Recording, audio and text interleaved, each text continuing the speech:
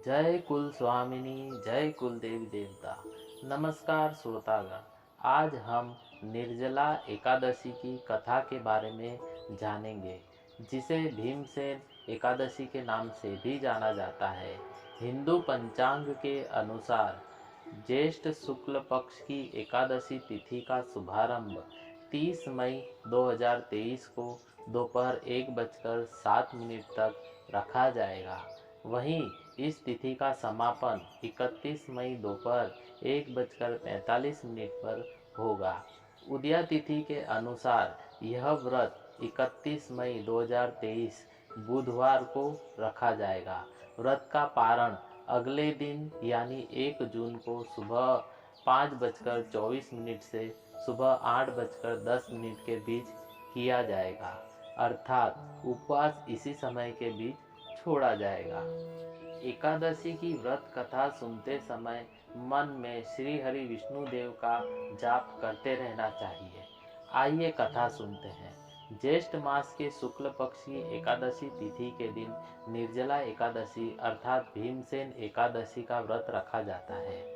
एक दिन भीमसेन व्यास जी से कहने लगे कि हे पितामह, भ्राता युधिष्ठिर, माता कुंती, द्रौपदी, अर्जुन, नकुल और सहदेव आदि सब एकादशी का व्रत करने को कहते हैं, परंतु महाराज, मैं उनसे कहता हूँ कि भाई, मैं भगवान की शक्ति पूजा आदि तो कर सकता हूँ, दान भी दे सकता हूँ, परंतु भोजन के बिना नहीं रह सकता।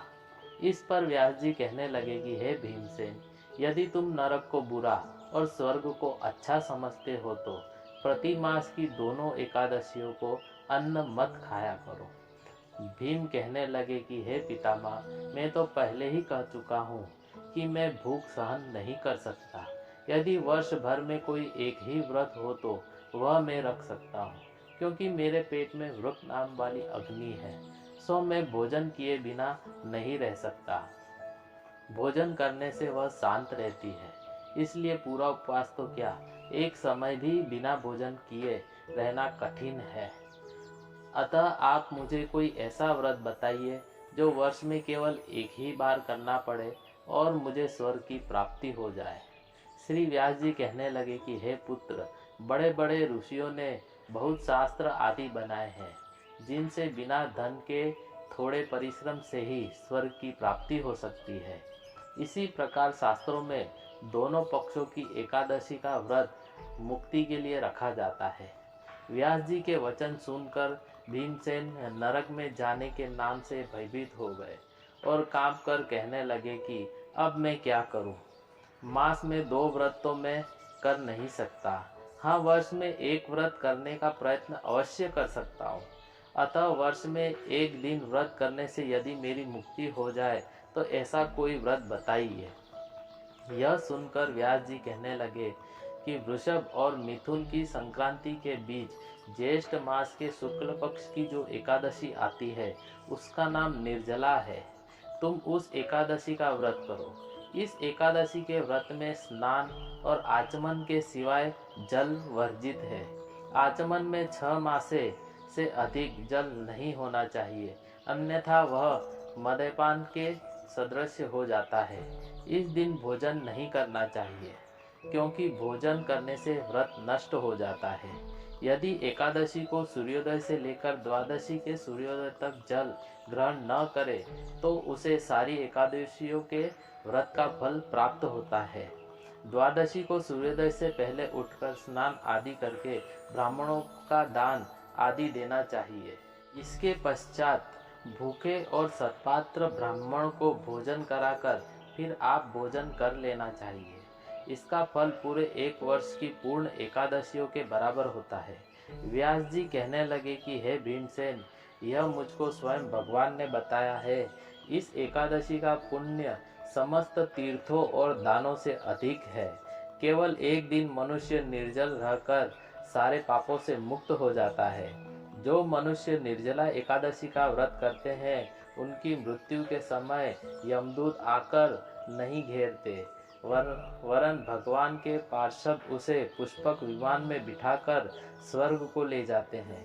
अतः संसार में सबसे श्रेष्ठ निर्जला एकादशी का व्रत है, इसलिए यत्न के साथ इस व्रत को करना चाहिए। उस दिन ओम नमो भगवते वासुदेवाय मंत्र का उच्चारण करना चाहिए और गौदान करना चाहिए। इस प्रकार व्यास जी की आज्ञा अनुसार भीमसेन ने इस व्रत को किया, इसलिए इस एकादशी को भीमसेन या पांडव एकादशी भी कहते हैं। निर्जला व्रत करने से पूर्व भगवान से प्रार्थना करें कि हे भगवान, आज मैं निर्जल व्रत करता हूँ, दूसरे दिन भोजन करूँगा। मैं इस व्रत को श्रद्धा पूर्वक करूँगा, अतः आपकी कृपा से मेरे सब पाप नष्ट हो जाए।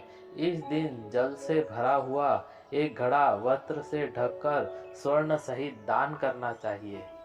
जो मनुष्य इस व्रत को करते हैं उनको करोड़ों पल सोने के दान का फल मिलता है, और जो इस दिन यज्ञादि करते हैं उनका फल तो वर्णन ही नहीं किया जा सकता। इस एकादशी के व्रत से मनुष्य विष्णु लोक को प्राप्त होता है। जो मनुष्य इस दिन अन्न खाते हैं वे चांडाल के समान है, वे अंत में नरक में जाते हैं।